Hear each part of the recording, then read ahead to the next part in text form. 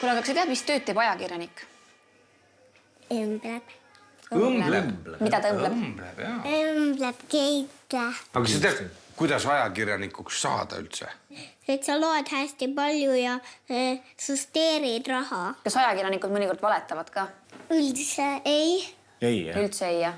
Aga mis tööd teeb ajakirjanik? Mõtleb uusi salme juurde. Mõtleb uusi salme juurde. Aga miks peab uudiseid lugema? Et peab. Kas peab üldse lugema uudiseid? Vist ei pea. Ei pea? Siis on lihtsam elada, kui ei tea. Siis kui pea, siis peab, kui emme käib raadios. Kas sa tead, kes on kuulus inimene?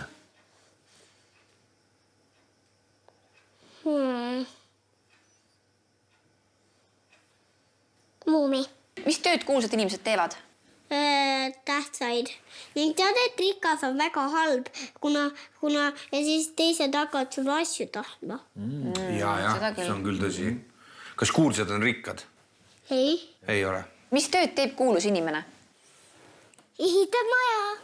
Mis sa arvad, kas kuulus on hea olla? Ei ole. Ei ole, miks? Kas Ma ei tea. sina tahaksid kunagi kuulsaks saada? Ei, ma ei taha. Aga kes on Eesti kõige kuulsam inimene? Eesti president. Eesti president on kuulus. Kas sinu emme on kuulus? Ei. Ei ole. Õige. Aga kas onu Andres on kuulus? On ja. Su emme ei ole ja Andres on.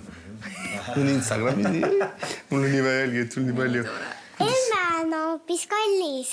Emme on kallis, emme on ka meile väga kallis. On küll. Andres on kuulus, sina oled kallis. Mina olen kallis. Mega kallis. Aga mina, Õhtuööks. Saara, aga mina.